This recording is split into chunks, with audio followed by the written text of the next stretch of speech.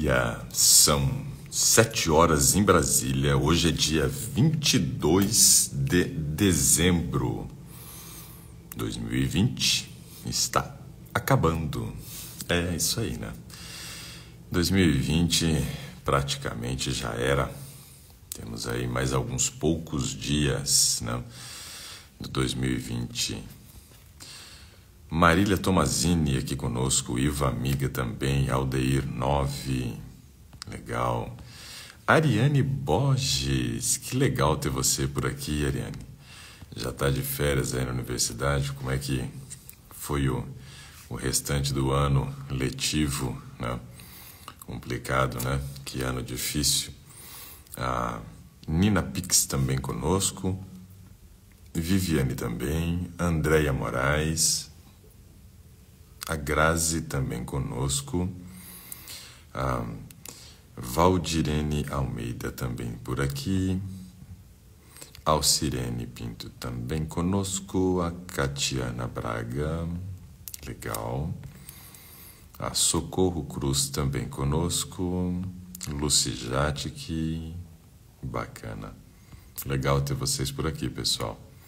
Adriana Camargo também conosco, Márcia Cristina Mendes também, a Pitanga Pontes também conosco, Sueli Russo, muito bom. A Pati Sous também por aqui.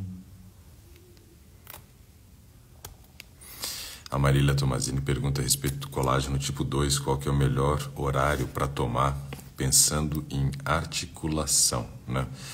Não teria um horário específico não, Marília. Pode tomar em qualquer horário. Agora, uma coisa é certa. Quem faz uso de colágeno tem que aumentar a quantidade de água que ingere todos os dias, né? O Jay está por aqui também. Muito bom. A Andréia disse que está ruim a imagem. É? Aparentemente está tudo bem. É que para mim está aparecendo perfeito. O que será que está acontecendo? Bom, não sei, pessoal. Tem que ver aí o que está acontecendo. Elunay Cardoso também está aqui conosco. A Ariane diz assim, ó, hoje falando diretamente de Natal, Rio Grande do Norte, então já está de férias, né? Ariane, que legal. Muito bom. Junto da família, isso é ótimo. O Rogério PG aqui conosco também. Grazi 1608 também, Crislin, Luzinete, legal, Socorro Cruz, né? Deixa eu ver, J Matos aqui conosco também. Que bom que a Gil está comemorando aqui que está acabando 2020 e que 2021 seja melhor, né? Pois é. Bom, vocês viram a notícia, pessoal, que o prefeito do Rio de Janeiro foi preso, né? A coisa tá feia nesse negócio de política no Brasil, uma coisa complicada, né? Eu fui verificar aqui quais eram as novidades a respeito do corona e, na verdade, achei a novidade do Marcelo Crivella sendo preso. Pois é. O engraçado é que não fizeram o impeachment dele. E aí, na última semana de mandato, o pessoal vai e prende o prefeito, né, do Rio de Janeiro. Que coisa, não? É assim, né, que a coisa funciona, coisa meio maluca, né? Política é um negócio meio louco. Só queria passar para vocês 2 informações aqui a respeito do coronavírus só, né? E vou chamar a Sueli Russo aqui, que pediu para participar conosco, tá? Bom, uma das informações é que os Estados Unidos eles aprovaram uma ajuda de 900 bilhões contra o coronavírus, né? Então, o Congresso dos Estados Unidos aprova novo pacote de ajuda de 900 bilhões de dólares contra efeitos do novo coronavírus, né? O país vive severa onda de contágio, né, pela Covid-19, e negociava nova rodada de auxílios a pequenas empresas e a famílias mais vulneráveis. Então, assim, ó, o Brasil fez isso, né, que foi liberar um auxílio, né, para as famílias, né, Os Estados Unidos também havia feito. E ontem foi pago a última parcela do auxílio, né, para as famílias mais vulneráveis aqui no Brasil. Infelizmente, o que a gente sabe é que 2021 vai ser um ano de vacinação, mas não um ano de libertação ainda desse coronavírus pelo jeito, né? Porque a vacinação no Brasil, pelo tamanho da população, pela nossa logística, né, disse que vai até 2022, até julho de 2022, para a gente conseguir vacinar toda a população. Lembrando que precisam ser 2 doses da vacina para que a pessoa possa estar imunizada. 2 doses. Então isso é importante. Aqui nos Estados Unidos, eles aprovaram 900 bilhões de dólares. O Brasil não tem condições de fazer isso. Infelizmente, nosso país não tem, né, todo esse recurso para poder trabalhar dessa forma. Bom, pensando nisso, isso acaba sendo um problema, né? Vamos ver como que o Brasil vai se sair na parte econômica em 2021, né, com esse coronavírus ainda ativo, né? Complicado.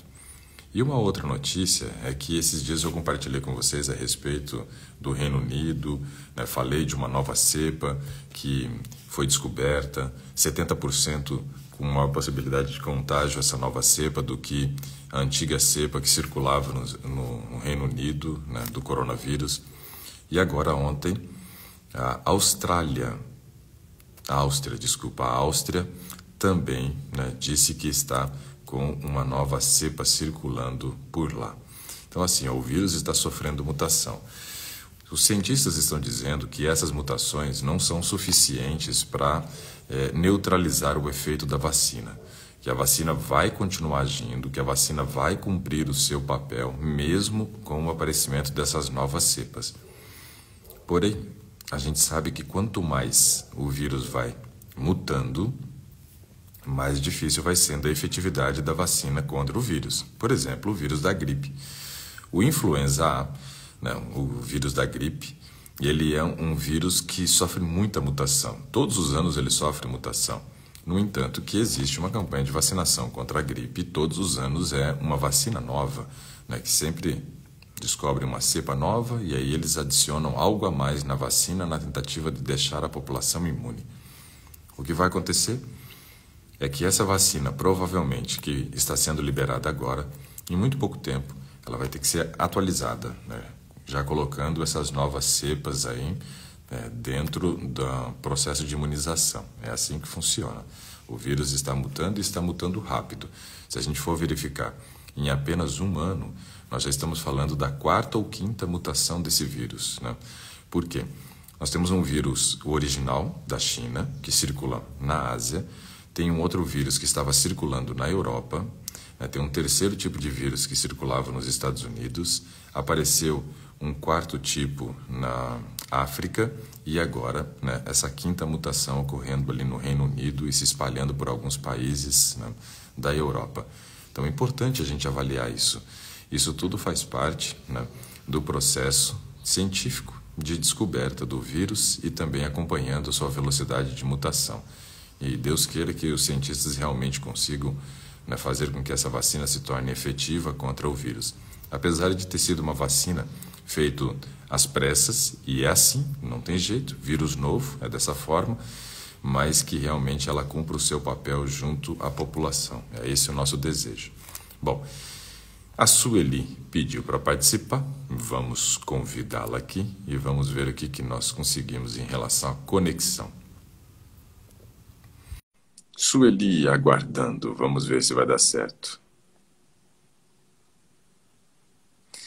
O Rogério pergunta se crianças vegetarianas de 4 e 8 anos, se elas podem suplementar B12. Sim, minhas filhas suplementam B12 desde os 2 anos. Opa, vai dar certo. Deu certo? Deu certo. Bom dia, Sueli. Nossa, que bom. Tudo bem?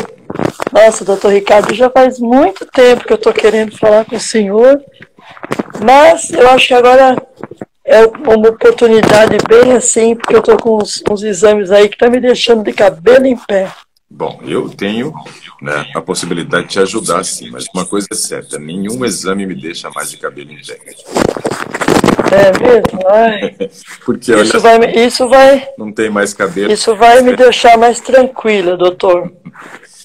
É o seguinte, eu comecei, nessa pandemia foi muito complicado para todo mundo, né? Só que assim, eu sempre fui vegetariana, sempre pratiquei esporte, nós cuidamos aqui da nossa saúde, eu e meu esposo. Uhum. Só que na pandemia me pegou assim de uma forma porque eu estava com 2 empregos, porém não poderia trabalhar em nenhum. Eu estava na comportagem, eu sou comportora há muito tempo, e também eu sou professora, assim, quando falta professor eventual, eles me chamam.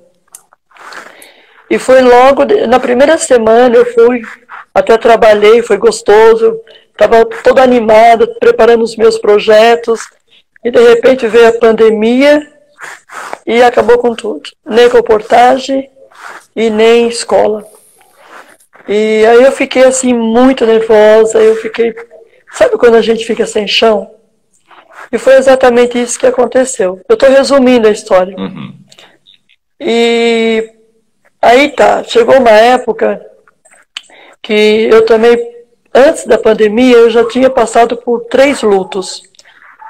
Eu morava no sítio, eu tenho um sítiozinho lá no Vale do Ribeira. Nós viemos para cá, para Santa Isabel. Já moramos aqui. Eu gosto muito dessa cidade porque a nossa família é daqui de Guarulhos. Então a gente está próximo deles, né? Enfim. E aí nós viemos para cá. Depois de nem um mês que eu estava aqui, eu perdi meu irmão com infarto fulminante. Então, doutor, isso acabou comigo, porque era uma pessoa aparentemente saudável, né? Não era uma pessoa de se cuidar, mas aparentemente estava bem. Doença cardíaca é um problema, porque é uma doença silenciosa, né? Então, muitas vezes você acha que a pessoa está bem, mas na verdade não, né? Então, aí depois, na virada do ano, nós perdemos o meu cunhado, que é parte do meu marido, também com infarto fulminante. Só que ele já tinha um histórico bem comprometido, tomava acho que 11 ou 12 comprimidos para o coração, para essa questão. E assim, nós não tivemos filhos, eu me dediquei muito aos animais, nós, né? E por último, acabei perdendo a minha cachorrinha também, que era a nossa filha. Eu não tenho vergonha de falar, doutor, porque eles são, nossa, é como se fosse uma criança da gente mesmo, né? Então, assim, foram 3 lutos, assim, muito... Acabou comigo. Acabou.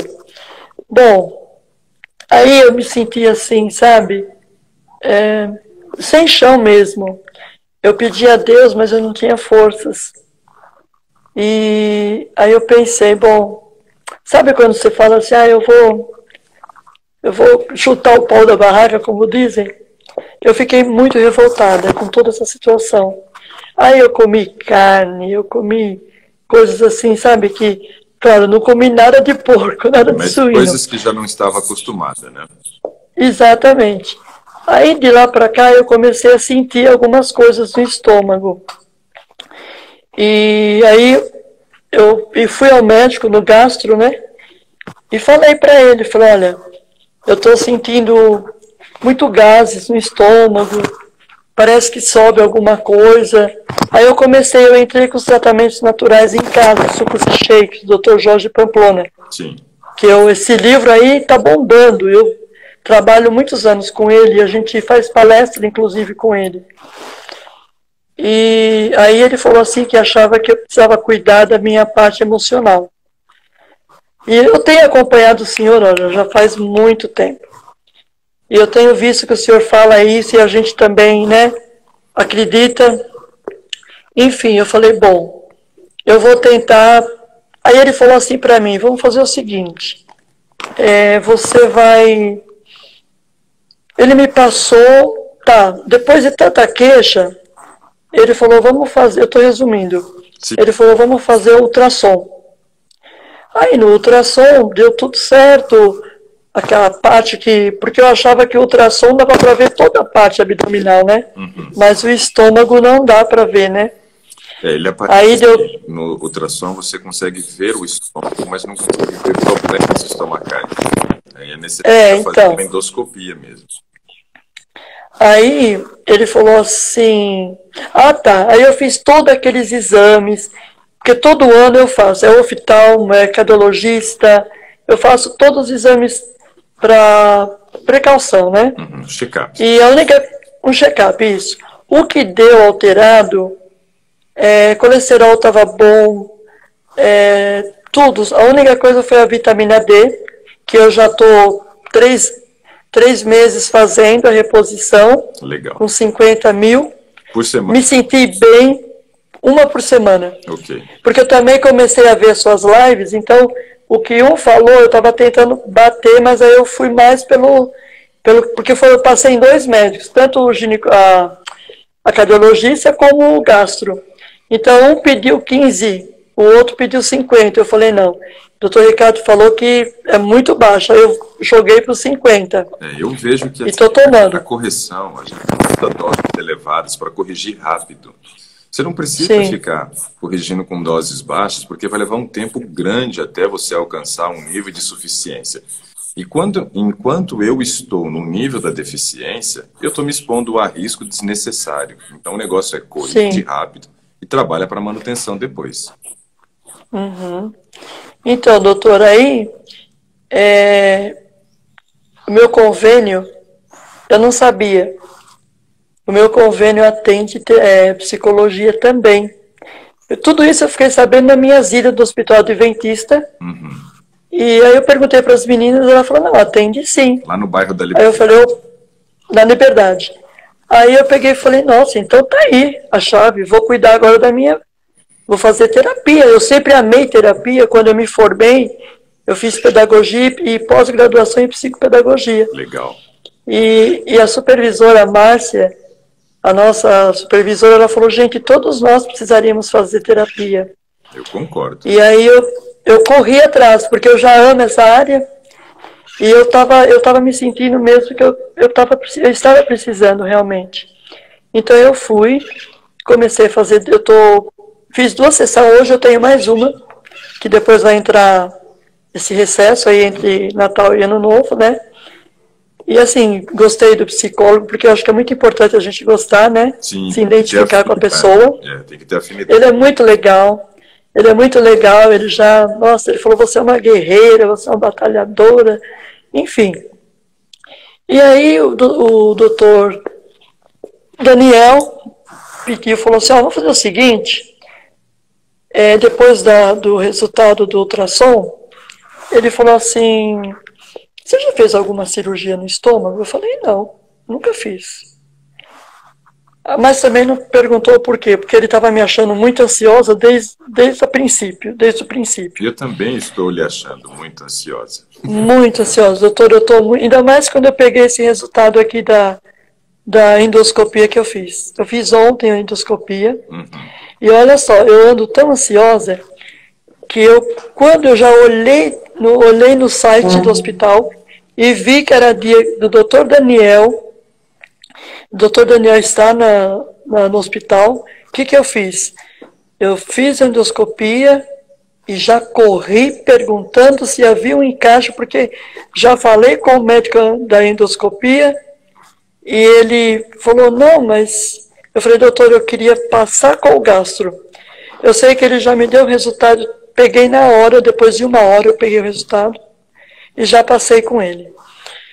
A gente lê e a gente consegue até identificar e entender alguma coisa. Certo. Mas eu fiquei muito preocupada com a parte a conclusão final aqui. Vamos lá. Então, o que deu? O que deu aqui, ó? Deixa eu ver, o esôfago. Você quer que lê tudo ou a conclusão? Pode ir para a conclusão, porque quando tem a conclusão, eles destacam somente a parte do problema. O que está normal, eles não colocam, né? Tá, então eles colocaram assim. Conclusão, esofagite erosiva distal. Grau A de Los Angeles. Né? Angeles. Uhum. Ok. tá? Gastrite erosiva discreta de antro, Tá, vou te explicar já. tá? Aí, isso aqui que me deixou mais preocupada. Apesar que eu passei com o doutor Daniel, né? Uhum. Mas eles não falam muito, sabe? Áreas de metaplasia intestinal e retração cicatricial em antro, realizado biópsia.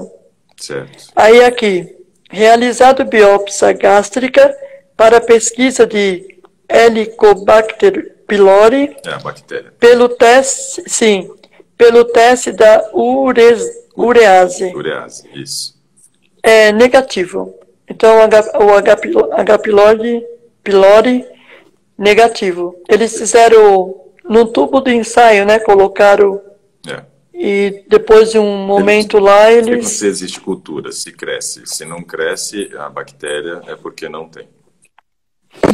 Então, aí falei com o médico, Uhum. ele falou que aí me deu esse, como o senhor fala, né? Os da vida prazol, dexlansoprazol 60, tomar 45 dias. Isso para tentar proteger a tua mucosa e dar tempo do teu organismo fazer o processo de cicatrização das lesões que existem, tá? Então, assim, ó, você tem uma esofagite. Esofagite é um processo inflamatório no esôfago. O esôfago ele é um tubo que liga, né, a parte da boca até o estômago. Ele simplesmente é Sim, um tubo de passagem. Ou seja, ele não entra em contato normalmente com o ácido produzido no estômago. O estômago ele tem uma condição diferente de conseguir lidar com o ácido que é produzido ali. As células do estômago, elas são chamadas de células mucígenas. Mucígenas quer dizer que produz muco, justamente para se proteger. Além disso, nós temos uma grande quantidade de bicarbonato presente no estômago que vem da saliva. Então, nossa saliva ela é rica em água. Dependendo do horário, ela também tem a enzima para fazer a digestão do carboidrato, que é o amido, e tem muito bicarbonato na saliva. Então, todas as vezes que eu estou fazendo deglutição, estou deglutindo, né, saliva mesmo, não precisa ser alimento, eu estou engolindo a saliva, que é rica em bicarbonato, que ajuda a manter o pH do estômago, proteger a mucosa do estômago. Então, eu tenho certo. tanto o muco quanto o bicarbonato para proteger o meu estômago da ação do ácido que é produzido para a digestão da proteína. Mas o esôfago não. O esôfago não tem nada disso, porque a saliva ela simplesmente escorre, o alimento simplesmente passa e nunca deveria ter contato com o ácido. Então, quando você começa a sofrer de refluxo gastroesofágico, gastro, estômago, para o esôfago, essas células elas começam a ter contato com o ácido que não seria o seu padrão. E aí eu posso, muitas vezes, gerar o processo da esofagite, que é uma inflamação que está judiando, digamos assim, dessas células que estão tendo contato com o ácido. Em alguns casos, pode ser erosiva, que pode gerar uma lesão de mucosa. Então, ele está te dando ou alguma coisa prazol, né? Justamente Sim. para que você fique 45 dias sem ter ação do ácido nessa região de mucosa. Eu sou contra o uso do omeprazol, do lansoprazol, do pantoprazol, ou alguma coisa prazol, quando o médico prescreve de maneira contínua o seu uso. E aí, no caso, não foi isso que ele fez. Ele colocou Sim. um tempo pré-determinado, que foi 45 dias, com o propósito de proteger a tua mucosa e dar tempo para que Certo. ocorra cicatrização, tanto do esôfago quanto do estômago. Aí vamos para o estômago. O estômago, você viu que o problema é na região do antro. Então, o que seria essa região do antro? O nosso estômago, assim que você tem o término do esôfago e já desembocando ali dentro do estômago, nós temos uma curvatura. Essa região de curvatura aqui é chamada de fundo do estômago. Depois nós temos a região do meio assim do estômago, que é chamada de corpo. E a região da saída do estômago para o intestino, essa é chamada região de antro pilórico. Então é essa região sua que está comprometida, justamente a saída do estômago. Por quê? Provavelmente, você está com um processo de digestão lento e está fazendo com que o ácido fique por mais tempo agindo dentro do estômago. E, obviamente, conforme o tempo da digestão vai passando, mas ainda não tendo terminado o esvaziamento gástrico, o alimento ele vai ficar por mais tempo na região próxima à saída, e não próxima à entrada. Então, é a região que Sim. geralmente se torna a região mais afetada pela ação do ácido. Mais uma vez, esse alguma coisa prazol vai te ajudar no processo da cicatrização dessas lesões. Agora, o que está acontecendo? Quando, por exemplo, o alimento ele passa do estômago para o intestino, esse é um processo interessante, porque veja só, o estômago ele tem capacidade de lidar com o ácido. O intestino tem uma capacidade moderada de lidar com o ácido, diferente do esôfago. Ele consegue resistir melhor ao ácido, porém não tão bem. Quem resiste bem é o estômago. No teu caso, você deve estar com uma hiperacidez gástrica e uma parte desse ácido tem passado pela válvula de saída do estômago e tem chego ao intestino.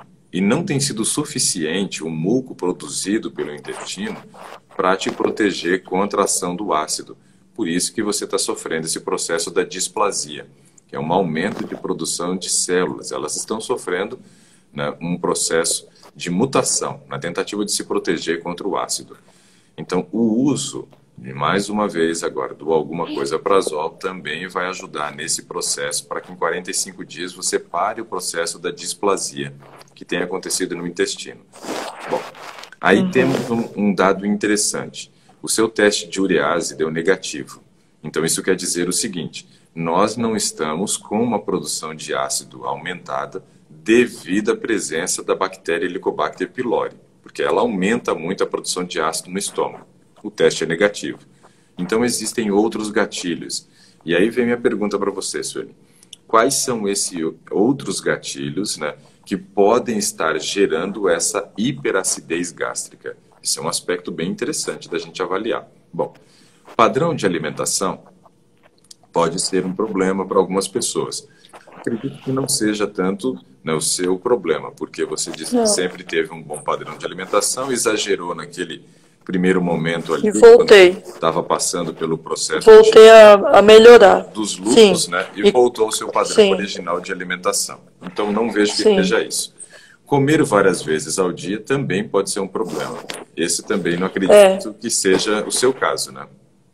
Posso perguntar uma coisa? Sim, mas só me Então. responde essa. Você belisca durante o dia? Ó, então, aí é que tá. Eu, na pandemia, sim, tava comendo que nem uma louca. Depois eu voltei a fazer o normal, que a gente sabe que é o melhor, certo? A desculpa agora é só a pandemia da vida, né, doutor? Não, mas realmente não. foi aonde me aconteceu, Mas isso daí não é desculpa. né? Porque assim, Foi uma... desculpa é quando a gente arranja, né, uma historinha, né, para tentar enganar os outros e a si mesmo. A pandemia não. A pandemia, Sueli, foi um baque que o mundo sofreu. Colocou o mundo de joelhos. O mundo está sofrendo ainda com as consequências dessa pandemia. Então, não vejo que isso seja desculpa. A Emília, por exemplo, Soares, que está aqui conosco, a Emília, no começo da pandemia, ela surtou.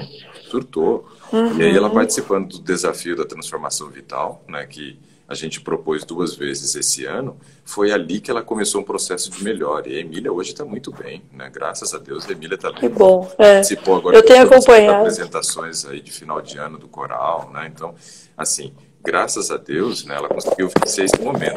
Então, eu sei que a pandemia realmente ela desestabilizou emocionalmente grande parte da população. Essa é uma grande preocupação que nós temos. Por quê? Porque a população já vinha descompensada emocionalmente e piorou muito. E cada um, ele age de uma forma quando não está bem emocionalmente. Tem gente que se nega a comer. Isso é a minoria. A maioria come compulsivamente. E ainda come os piores alimentos possíveis porque ele quer um pouco de prazer, né? Então, esse é o problema. Alguns, na pandemia, começaram a sofrer de insônias terríveis. Outros só queriam saber de dormir, né? Então, cada um age de uma forma.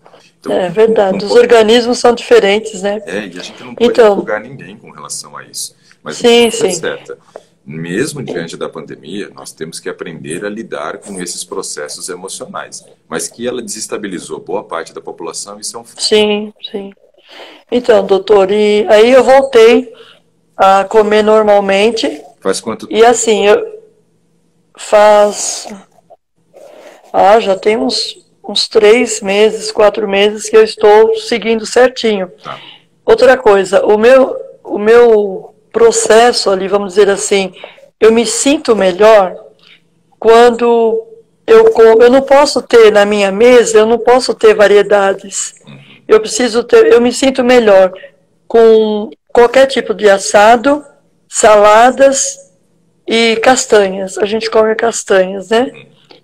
E quando eu vejo os cardápios, até de outros livros que a gente tem, das suas lives que eu tenho acompanhado, no período da manhã a gente sabe que tem que comer a melhor refeição. Isso. Só que eu não consigo.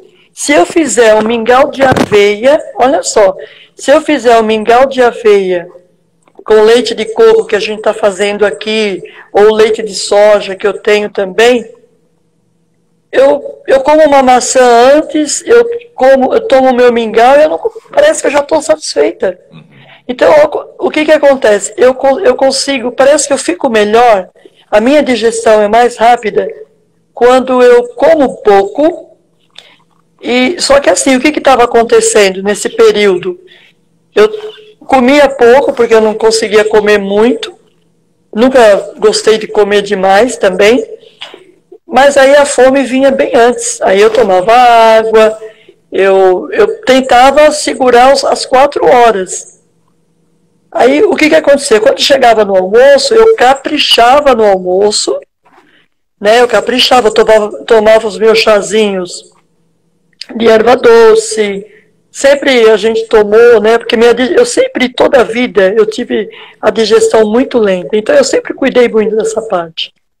Mas assim, eu à noite jantar, nem pensar isso há muitos anos, não consigo. Até minha irmã falou assim, você está muito magra, você precisa comer comida à noite, aquela, né? Falei, não, mas não adianta, eu não consigo.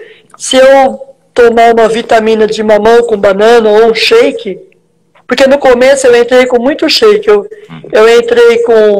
não deixei o almoço, mas eu entrei com aquele gastrite e úlcera que é um só, depois constipação intestinal. O meu intestino está funcionando bem, porque antigamente, antes de conhecer toda essa questão que eu acho maravilhoso a gente ter essa parte da saúde de estar cuidando, de estar, né? E quando eu entrei para a igreja, 36 anos atrás, eu me deparei com essa mensagem de saúde e agarrei com unhas e dentes, sempre amei. Fui para a comportagem, a gente começou a aprender as coisas pelos livros, lia muito, tal. Meu marido também segue a mesma linha de pensamento que eu. Então a gente se uniu e hoje a gente faz palestra. Só que eu me vejo hoje até assim, sem muitas condições de falar ao público, porque eu falar que seja por indicação ou de porta em porta, porque eu também não estou bem, entendeu? Então eu tô trabalhando e agora esse exame aqui me deixou meio para baixo. Outra coisa que eu voltei a fazer, sempre pratiquei exercício físico, sempre. Nunca parei na pandemia, agora a gente voltou. Já tem 2 meses que eu estou indo direto, certo. De segunda a sexta. Então a alimentação, eu não estou ainda conseguindo fazer aquele cardápio que realmente, eu fico preocupada com as proteínas, porque hoje eu consigo entender através da sua live, que o importante não é comer, o importante é a gente ter vitamina suficiente na nossa comida para o nosso corpo estar bem. É a alimentação equilibrada, isso aí né? Equilibrada, né? Então, assim, é o que eu estou tentando fazer, né? E agora, fazendo a terapia, está me ajudando bastante, foram 2 sessões apenas. Mas eu acho então, eu estou procurando, né? Essa parte emocional, eu acho que isso vai te ajudar muito, Sueli. Porque, assim, Sim. Um dos principais gatilhos para problemas estomacais hoje é o nosso padrão emocional.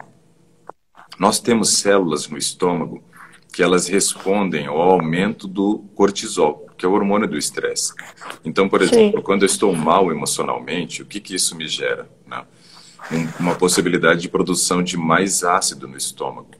Então, Aham. é um dos principais gastilhos para você ter uma gastrite erosiva, por exemplo. É uma presença constante e intensa de ácido. Porque, veja, se a gente for avaliar o processo digestório, né, a gente tem que entender o seguinte: o nosso cérebro, ele é o responsável por mandar, né, estímulos para todo o organismo e o organismo responde a esses estímulos produzindo ou parando de produzir substâncias, né? No processo digestório é assim que funciona. Quando que o nosso cérebro manda mensagem para o estômago para ele produzir ácido? Em duas circunstâncias. Quando eu estou mastigando o alimento, então o que que ele entende? Vai deglutir, vai deglutir. Sim. Isso que é muito ruim quando uma pessoa fica mascando chiclete. Porque quando você fica mascando chiclete, você nunca deglute o alimento. E o cérebro mandou mensagem para o estômago se preparar para a digestão, mas não chega o alimento. E o segundo momento é depois que você deglutiu o alimento. Quando você engole o alimento e ele chega no estômago, a presença física do alimento no estômago também gera esse estímulo para a produção de ácido. Então, esses seriam os dois momentos aonde o nosso cérebro entenderia que tem que mandar mensagem para as células gástricas aumentarem a produção de ácido clorídrico. Porém, nós temos um terceiro gatilho para a produção de ácido no estômago, que é o cortisol, o hormônio do estresse. Então, esse é um dos grandes problemas. Por quê? Porque esses dois gatilhos, né, mastigação e a deglutição, ocorrem no momento que você está fazendo uma refeição, ou seja, eu vou produzir ácido, mas eu vou ter alimento no estômago nesse momento. O ácido vai agir sobre o alimento, vai se misturar com o alimento e não fica livre para poder fazer a agressão à mucosa do estômago. Agora, e quando eu estou, né, descompensado emocionalmente e estou produzindo ácido no momento que não tem alimento no meu estômago, esse ácido vai se misturar com quem? Não tem com quem se misturar. E aí é nesse momento que o ácido se torna mais perigoso, gerando a possibilidade dessas gastrites erosivas, né, da parte da esofagite erosiva, desse aumento de produção de células intestinais por causa do ácido sem o alimento. Ele não tem como se diluir, se misturar com o alimento. Porque quando você deglute o alimento mastigado, e mistura com o ácido e também com os outros sucos gástricos que são produzidos, esse ácido ele se mistura com o alimento e forma o que a gente chama de quimo, que é um bolo, uma mistura de alimento com ácido e suco gástrico. Agora, nos intervalos, quando eu estou mal emocionalmente, eu não tenho possibilidade de formar o quimo. Então, é o ácido agindo diretamente na mucosa. Esse é o pior processo. Então, eu vejo que você melhorando desse aspecto emocional, isso vai te ajudar muito no tratamento dessa gastrite. E a gente deve lembrar que você fez o ultrassom de abdômen total. Um outro gatilho para a produção de ácido no estômago é a pedra na vesícula. O seu não deu nada, né? Você disse que deu normal o seu ultrassom de abdômen total. Sim. Você não tem esteatose hepática, ou seja, você não teria outras causas de gastrite, a não ser esse problema Nervoso, correlacionado ao padrão emocional. Então, cuidar do padrão emocional ele é fundamental. Mas veja, todas as vezes que eu penso em emoções, Sueli, eu devo lembrar que eu tenho dois aspectos a ser considerados. O aspecto psíquico do controle emocional, você está fazendo isso através da terapia, e o aspecto físico do controle emocional. Esse aspecto físico que eu queria destacar para você aqui, ó. Nós devemos lembrar o seguinte: nós temos 3 hormônios e esses 3 hormônios circulam na nossa corrente sanguínea e eles são os responsáveis aí pelo nosso padrão emocional. É o cortisol, o hormônio do estresse produzido na glândula adrenal, na região de córtex da glândula adrenal. Ele é fundamental para a vida, o cortisol. Se não fosse o cortisol, todos nós já teríamos morrido. Veja só quais são os seus papéis, né? Ele nos acorda todos os dias pela manhã. Então, isso é super importante. Ele nos ajuda a tomar uma decisão rápida no momento de fuga ou luta. Ou seja, se você está dirigindo seu carro e você toma uma fechada, é o cortisol que te ajuda a tomar aquela decisão rápida. De quanto que você tem que virar o volante para o lado, o que fazer, se pisa no freio, se acelera e assim por diante. Sim. O cortisol, ele ajuda no controle da temperatura corporal. Então, olha só que importante. E ele também serve como analgésico, ele controla a dor. Então, tem um monte de função importante o cortisol. E ele gera motivação. É ele que nos ajuda nas tomadas de decisões motivacionais, né? Então, é super importante esse cortisol. O problema não é o cortisol em si, mas é o cortisol alto. É quando ele passa de um determinado limite. Aí nós começamos a ter um veneno dentro do nosso organismo. Eu costumo dizer que o cortisol alto ele poderia ser chamado de terrorista. Eu sei que ele é mau, vai explodir, só não sei onde e quando, né? Então esse é um aspecto complicado. Só que o controle desse cortisol, ele ocorre com um balanço da serotonina, que é o hormônio da felicidade. Então aí nós temos algo extremamente importante, que é entender que cortisol e serotonina brincam de gangorra. Né? Todo mundo já brincou de gangorra, eu acho. Né? Você sabe que quando você está lá embaixo, o outro está lá em cima. Então é sempre assim, conforme o cortisol vai subindo, a serotonina está baixando. Isso é um problema. E se eu começar a aumentar essa serotonina? Não tem como aumentar a serotonina e o cortisol ficar lá em cima. Impossível. Todas as vezes que eu foco no aumento da serotonina, eu estou diminuindo o cortisol, para que eles entrem em balanço. E o que acontece? Até você, por exemplo, procurar um médico, um psiquiatra, e ele te dar uma medicação para você, né, começar a melhorar a produção da serotonina, porque todo antidepressivo, né, não existe exceção, todo antidepressivo ele age na via serotoninérgica. Todo antidepressivo trabalha, então, na via de produção de serotonina. Esse é o foco, aumentar a produção de serotonina, para diminuir o cortisol. Alguns antidepressivos, além de agir na via serotoninérgica, ainda agem na via dopaminérgica. O que é isso? É o terceiro hormônio. Lembra que eu falei que era 3? Cortisol, serotonina. Sim. E o terceiro é dopamina. A dopamina é produzida no cérebro. Eu tenho vários receptores. Tenho receptor D1, D2, D3, D4, D5. Dopamina 1, dopamina 2, dopamina 3, dopamina 4 e dopamina 5. São receptores cerebrais que estimulam a produção do hormônio do prazer, a dopamina. E muitas vezes as pessoas acabam compensando, né, a falta de serotonina e o aumento de cortisol correndo desesperadamente atrás da dopamina, que é o hormônio do prazer. Esse daí é o normal do ser humano. É aquela questão do nosso cérebro, do eu mereço. Bom, se eu não estou bem em alguma coisa, eu mereço. E aí eu corro atrás da dopamina. Existem 5 coisas básicas que eu digo que as pessoas hoje estão usando como válvulas de escape para a dopamina. A primeira e a mais utilizada, obviamente, é a comida. É a comida. Então lembra que no começo ali do ano, no seu luto, você disse que começou a comer coisas que costumeiramente não fazia uso. Por quê? Porque esses alimentos que você correu atrás são alimentos que contêm grande concentração de gordura. E gordura, por exemplo, é algo que aumenta a produção de dopamina cerebral. O carboidrato pode ser tanto doce quanto salgado. Então pode ser uma batata frita, como também pode ser um chocolate.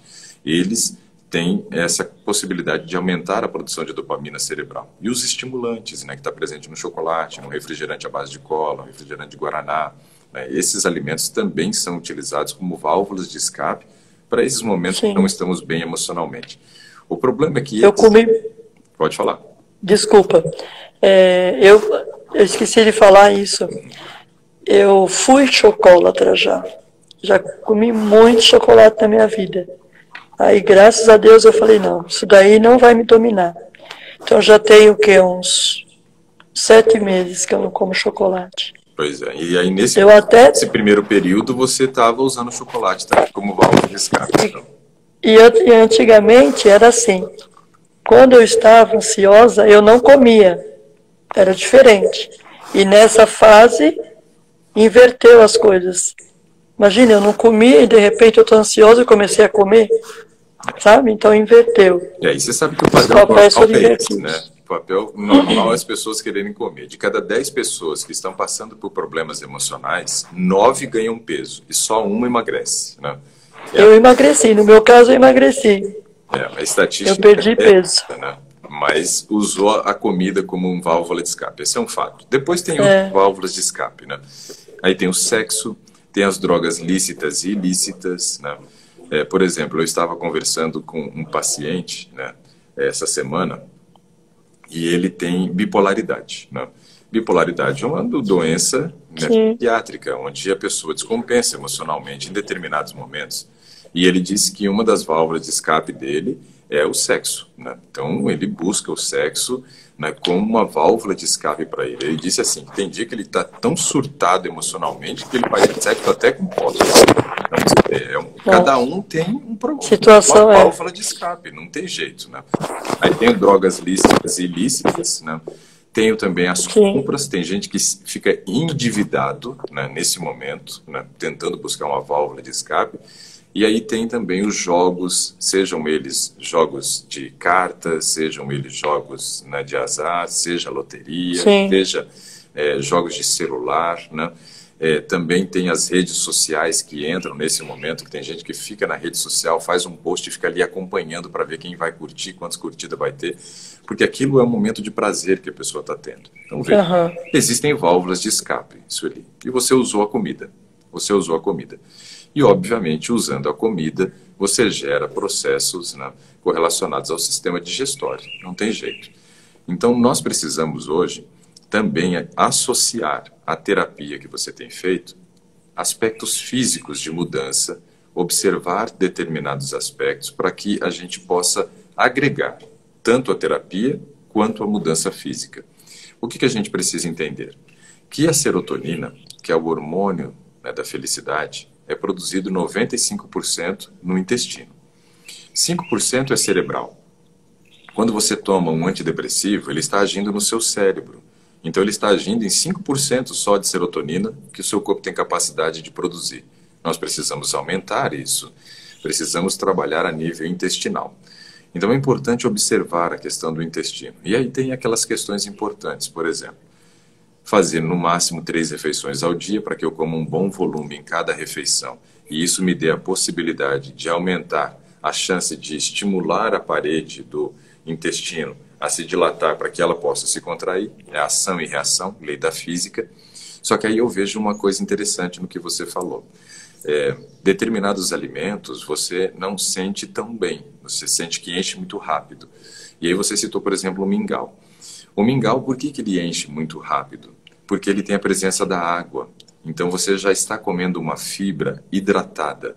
O melhor seria você comer o alimento na versão mais seca possível, para que ele pudesse hidratar dentro do seu organismo. E aí gere essa possibilidade de estimular, né, a parede do seu intestino para que haja o processo da contração. Então, ao invés de comer o mingau, seria mais interessante, de repente, comer ali a banana amassada com aveia. É mais interessante nesse momento. Por quê? Por 2 motivos. Além desse primeiro motivo que eu citei, da fibra hidratar dentro do seu intestino, não fora do intestino, ainda tem uma segunda vantagem muito importante, que é o seguinte: alimentos secos têm uma digestão mais rápida do que alimentos líquidos ou umidificados, né? Então, como eu quero fazer um processo de esvaziamento gástrico mais rápido, eu não devo comer o alimento hidratado, eu devo comer o alimento seco nesse momento. Quanto menor a quantidade de água presente na sua refeição, melhor, para que a digestão seja mais rápida, entendeu? Então isso daí é uma coisa que eu já acho que pode lhe ajudar bastante. Então fazer aí no máximo 3 refeições ao dia com presença de fibra, porque é a fibra que faz o intestino funcionar. Então já tem 2 aspectos. Preciso aumentar a ingestão de água para que essa fibra realmente possa ser hidratada e cumpra a sua função de gerar o volume necessário para estimular a contração da mucosa intestinal, né, da musculatura, tanto do músculo longitudinal quanto transversal, que são 2 músculos que compõem a musculatura lisa do intestino. Também preciso entender que a prática da atividade física me ajuda muito nesse processo, tanto nas questões da gastrite quanto nas questões do trânsito intestinal para a produção da serotonina. Porque veja só, o nosso intestino e o nosso estômago é formado por músculo.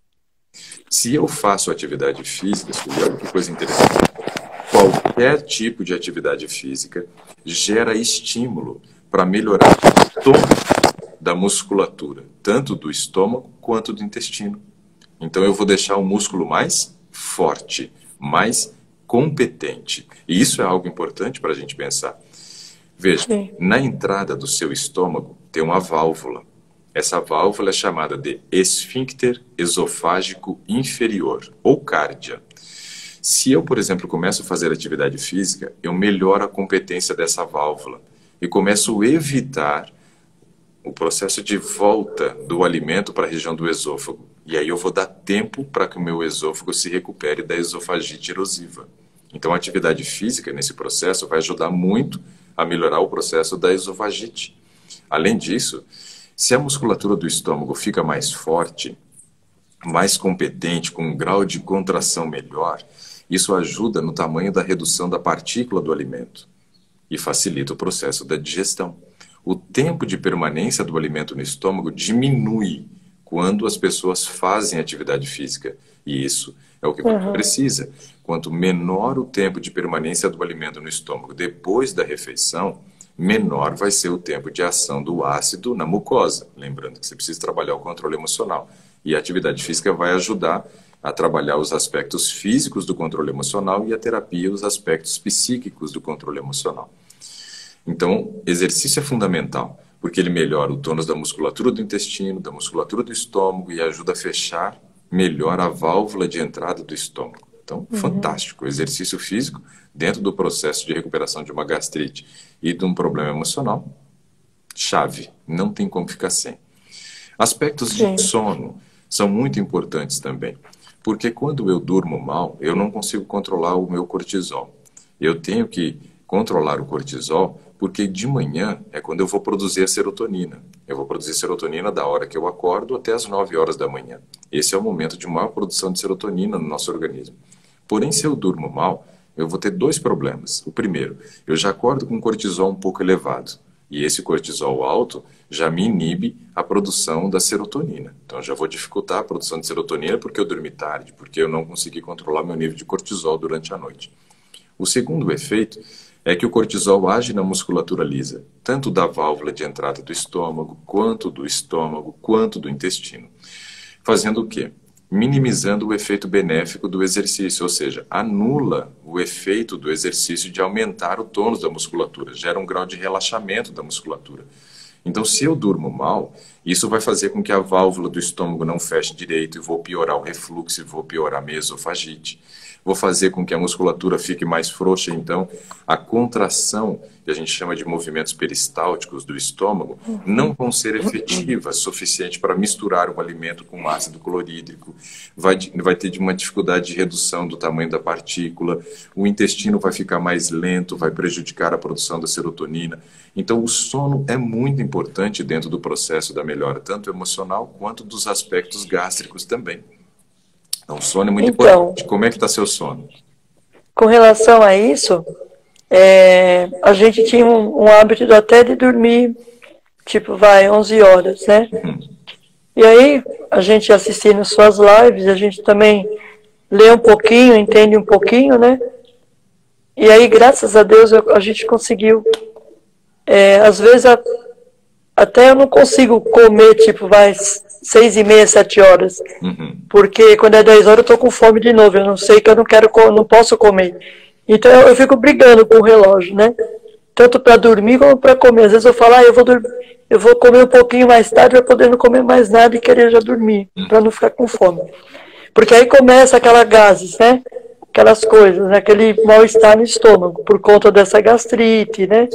Enfim, então assim, de 4 meses para cá, nossa, mas melhorou muito a minha qualidade de sono. Que legal.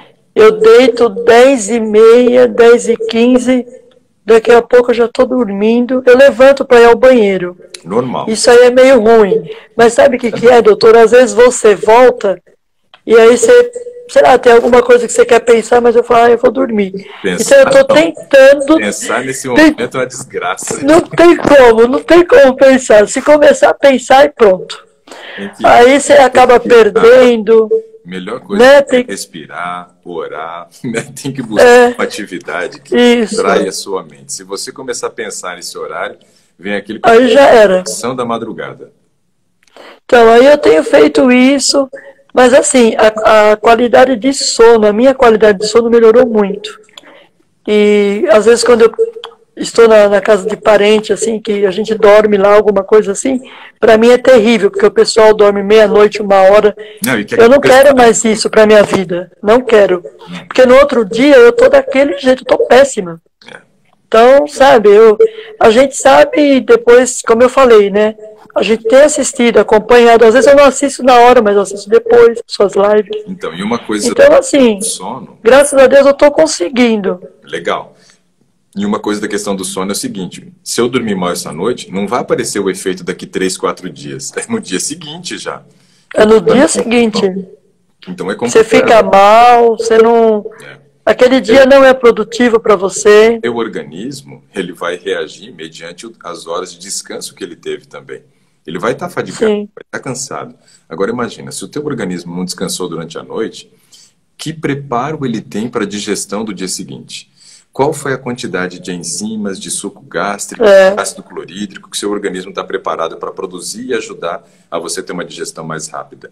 Então interfere em tudo isso também. O sono é um descanso para o organismo como um todo e um preparo para o dia seguinte. Ó, o pessoal tem que gravar essa frase. Essa frase é minha, mas não é famosa não. É vocês que têm que ajudar minhas frases a ficar famosas. Que é assim, ó. Sono é preparo. Sono não é reparo. Então isso é muito importante a gente entender. Que durante o sono é quando nós estamos nos preparando para o próximo dia, a próxima manhã. Se a gente for avaliar, é interessante você observar, por exemplo, essa questão do ciclo circadiano. O ciclo circadiano é um ciclo de 24 horas. E nesse ciclo de 24 horas, que é o ciclo circadiano, ele tem um horário de início e um horário de término. Esse horário de início do seu ciclo circadiano não é meia-noite. Não é meia-noite. Isso aconteceu na época que Constantino era um imperador romano. E Constantino, sendo imperador romano, ele meio que se associa falsamente ao cristianismo com as suas finalidades, dos seus interesses espúrios, né? Porém, uma coisa que Constantino fez foi o seguinte: até esse momento, as horas de um dia, elas eram contadas do início do pôr do sol, então deu o horário do pôr do sol, até o outro pôr do sol. Ali era contado as 24 horas de um dia, ou seja, o ciclo circadiano ele tinha o início no momento do pôr do sol, o ocaso do sol ali. O sol se escondeu, começava a contar as 24 horas, né, de um ciclo, não meia-noite. Não existe um pingo de lógica da gente começar a contar alguma coisa no meio de outra, né? No meio da noite. Não. Meia-noite quer dizer isso, o meio da noite, né? Então, não tem um pingo de lógica de você começar a contar as horas no meio de um ciclo. Ou tem que ser no início da parte escura, ou no início da parte clara. Mas não no meio da noite. Eu acho que vocês concordam, e é meio louco isso, né? Sim. E Constantino fez essa mudança do horário, e isso se permaneceu, né, para sempre, né? Ficou aí. Só que quando a gente começa a entender que o ciclo circadiano ele está associado à presença e ausência do sol, é isso que o nosso cérebro entende. Ele trabalha mediante a presença e a ausência de luz. No entanto, que eu tenho um hormônio para reger a parte da noite, que é a melatonina, e tenho um hormônio para reger a parte do dia, que é a histamina. Então, esses dois hormônios, eles que vão coordenar o ciclo da parte escura e da parte clara. Então, o ciclo circadiano é baseado justamente nisso, na presença e ausência de luz. É assim que funciona. Então, quando, por exemplo, chega o horário do pôr do sol, meu organismo já está buscando se adaptar a esse ciclo. Já está reduzindo o metabolismo, já está desacelerando. Então, o ciclo circadiano, né, levado em consideração de que primeiro vem a parte escura e depois a parte clara, o seu organismo primeiro se prepara para depois ter as ações efetivas na parte clara do dia. Então, o sono é um preparo e não é reparo. E as pessoas não entendem isso. Quando a gente começa a entender e valorizar o sono dessa maneira ímpar que ele é, né, preparo, você quer ter um bom dia na manhã seguinte? É durante a noite que você vai se preparar. O sono nunca foi um descanso das atividades que nós já fizemos. O sono é um preparo para as atividades que eu vou fazer. Então, outra frase é a seguinte, ó: eu não descanso eu descanso para. É sempre assim. Tem gente que chega do trabalho cansado e aí diz assim: nossa, estou muito cansado, preciso descansar. Só que esse descanso que ele vai ter não é das atividades que ele já realizou. É se preparar para as próximas atividades. Aquele sim. dia, provavelmente, ele chegou muito cansado porque ele não descansou direito antes, ele não teve o preparo devido. Então, se a gente entender isso, a coisa começa a mudar de padrão, né? Isso é importante. E aí, para Então, fechar, pois não. não, só para, que nem você falou, para fechar, a nossa conversa, assim, me ajudou muito, claro, mas, assim, se eu for fazer um resumo de tudo aquilo que o senhor falou, do que eu já estou fazendo, das necessidades que a gente precisa, atividade física, tomar mais água, alimentação, quer dizer, está tudo se encaixando para uma melhora, para um caminho para melhora. Associado agora, né? Com relação a essa biópsia que foi feita, né, que ainda vai alguns dias para saber o resultado dessas células, né, eu já pesquisei sobre isso. O senhor acha que isso pode reverter esse quadro de ser uma coisa benigna, vamos dizer assim? Na verdade, ninguém sabe. Na verdade, o que você tem não é um tumor, é um aumento de produção de células por causa da ação do ácido. Né? O próprio médico, na endoscopia, eu falei para ele que eu estava muito preocupada com o resultado, e depois ele veio falar comigo, ele falou, tá tudo tranquilo, você tem uma gastritezinha aí, um refluxo, e fica tranquila, tá tudo bem com você. Mas eu saí de lá, quando eu fui pro gastro, ele falou, vamos ver o resultado. Aí, vamos esperar. Aí doutor, eu saí de lá arrasada. Eu sei. Porque eu pensei assim, meu Deus, eu não sei se isso daí... Frases infelizes, né, mal colocadas, sabe? O paciente. Então, assim, eu não sei se é uma coisa maligna ou benigna. Não. E aí? Com certeza não é nada maligno, porque assim, nós temos como um processo normal do organismo para se proteger contra a ação do ácido, o processo da displasia. Isso é normal. E para isso virar um câncer, virar uma metaplasia, são anos de agressão. Não é de uma hora para outra que isso acontece. Você está sofrendo esse processo, não tem nenhum ano ainda. Então, não vejo a possibilidade disso ser maligno, não. Fique tranquila com relação a isso. Então, isso daí, essa noite eu nem consegui dormir direito pensando. Pois é. Aí você dá chance daquilo que não é chance de tornar ruim. Porque o cortisol é um dos principais vilões aí nessa questão da oncologia. Por exemplo, quando que uma pessoa, né, você percebe de maneira nítida que ela desenvolve um câncer muito rápido? Quando ela tem uma perda, sei lá, um casamento de 40 anos, e aí sofre um acidente, a pessoa falece, e ele estava dirigindo e não teve nada. Não aconteceu nada com ele, a pessoa morreu. Ele fica se sentindo culpado, tem a questão da perda. Um ano depois, a pessoa está lá com câncer morrendo. Por quê? Porque o processo de cortisol alto na corrente sanguínea, o processo da angústia nesse ano, abriu uma porta gigantesca para a oncologia. Então a gente sabe que, quando a gente fala de câncer, existem vários gatilhos, e um deles é o padrão emocional. Então, assim, não fique se preocupando com isso. Você está antecipando um problema que você nem sabe se existe. E isso é ansiedade, e é um quadro que você desenvolveu nesse período e sofreu em todo esse período agora. Mas para fechar a questão intestinal, a reposição de lactobacilos, eu ia dizer que também é muito importante. Por quê? Eu vi nas suas lives mesmo, mas eu fiquei com dúvida se eu deveria fazer ou não. Pode sim, pode usar, e use os sachês à noite, um sachê por noite durante 15 ou 30 noites, dependendo do produto que você comprar. Isso daí é algo interessante também, Sueli, pelo seguinte, essa microbiota intestinal, ela ajuda muito no trânsito intestinal, melhora a nossa imunidade. Então, são aspectos importantes para esse momento que estamos vivendo. Você precisa melhorar o seu padrão emocional, mas também precisa construir imunidade, porque tem um vírus besta que está circulando por aí. Né? Sim. Topar de frente com ele, a gente tem que estar preparado para combater. Como a gente sabe que a microbiota ajuda muito na construção da nossa imunidade, eu vejo que seria algo interessante para você fazer agora também. Você já está tomando ou alguma coisa prazol para tentar minimizar o efeito do ácido nesse período. Então você agora, trabalhando a terapia, fazendo esses outros pequenos ajustes que eu comentei, por exemplo, de uma alimentação mais seca, sem água, tudo isso vai te ajudar nesse processo para que você realmente consiga reassumir o controle emocional e assim possa ter os efeitos benéficos no trânsito intestinal, estomacal e o processo. Eu faço também os shakes, doutor. Eu continuo fazendo os shakes, constipação intestinal, porque ali só vai coisa boa. Tâmara, ameixa, farelo e suco. Isso. Aí você tem que Entendeu? observar como que você reage a essa refeição líquida, por exemplo, tá? Tudo é experimentação.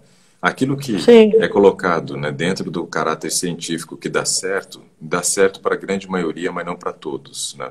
Porque sim, vai sim. depender. Ó, se você quer fazer o uso de um shake para constipação, a gente está pensando que a pessoa sofre de constipação.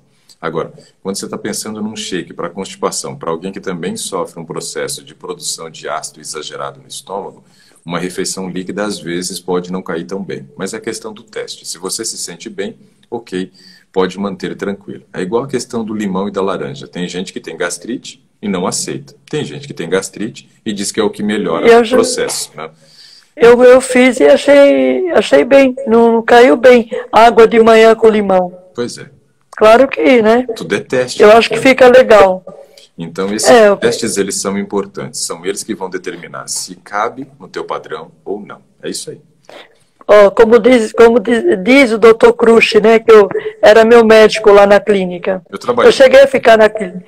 Ó, eu conheço você desde aquela época. Você era nutricionista lá do Hospital de São Roque. Eu fiquei 3 dias lá. E Legal. no Hospital Adventista, eu só me tratava com o Dr. Crush, Muito que bom. eu amava de paixão. Aí ele se aposentou, tudo, né? Mas Trabalhei. ele está bem, né, doutor? Tá bem. Trabalhei um ano com Tá ele, bem, né? fiz pós-graduação com a filha dele, com a Lilian Cruz, né? Aham. A Lilian estava Nossa, que na pena, clínica viu? nessa época também, que a Lilian é enfermeira.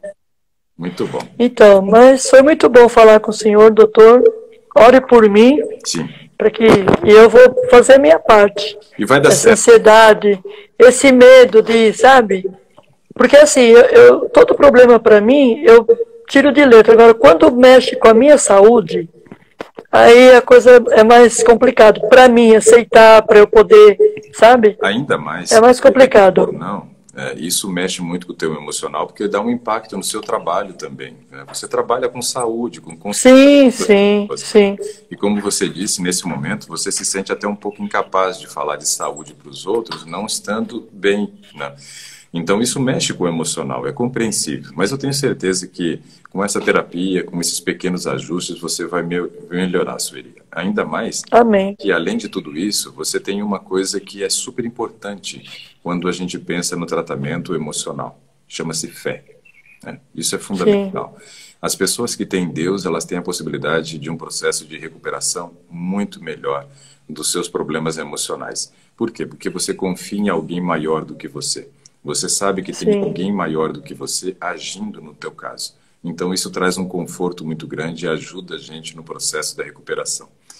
Sueli, foi Ok. muito bom conversar contigo. Espero que realmente eu tenha lhe ajudado, né, nesta Sim, manhã. sim. Com certeza.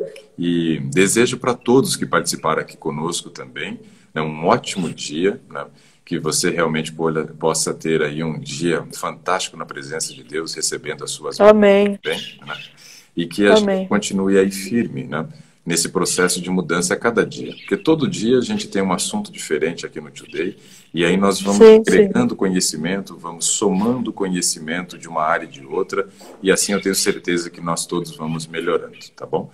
Deixa eu só Ok, responder doutor. uma última pergunta aqui, que aí a Miriam Benaglia, ela fez uma pergunta, e eu deixei até aberto aqui, não acompanhei o chat depois, porque eu queria responder. Ela disse assim, ó, que o Sim. irmão dela tem tirado várias bolinhas de gordura do organismo, né? E aí ela quer saber de onde vem isso. Essas bolinhas de gordura, elas são chamadas de lipoma. Não existe ainda uma identificação da causa específica do surgimento de lipomas. E quando você retira um lipoma, não é certeza que ele também nunca mais vai voltar. Pode ser que ele volte. Eu, por exemplo, dessas bolinhas de gordura, desses lipomas, eu acho que são 13 ou 15 no organismo. E não tirei nenhuma delas, né? O médico até brincou comigo. Se eu fosse tirar todas elas, ia parecer que eu tinha saído de uma briga de faca, né? De tanta cicatriz que ia ficar. Então não existe, Miriam, nenhuma constatação do motivo pelo qual surgem os lipomas, tá? Porém, uma coisa é certa, lipoma não é maligno. São só simplesmente bolinhas de gordura. Eu falo que como eu sou magro, né, e eu tenho essas bolinhas de gordura, minha gordura é localizada, só onde tem as bolinhas, né? Mas não fique preocupada com isso e também fale para ele não se preocupar, com relação aos lipomas. Ele só deve ser retirado quando ele dobra de tamanho em 6 meses. Então, esse é um aspecto importante para deixar você e teu irmão tranquilo aí também, tá bom? Um bom dia para todos vocês, pessoal. Bom dia, doutor. Fica com Deus. Que Deus continue te usando. Amém. Nesse trabalho maravilhoso que você tem feito aí para todos nós. Amém. Ok? Fico muito feliz. Um abraço para sua esposa. Muito tchau, tchau, doutor. Até mais. Tchau, tchau, pessoal. Ótimo dia a todos. Tchau.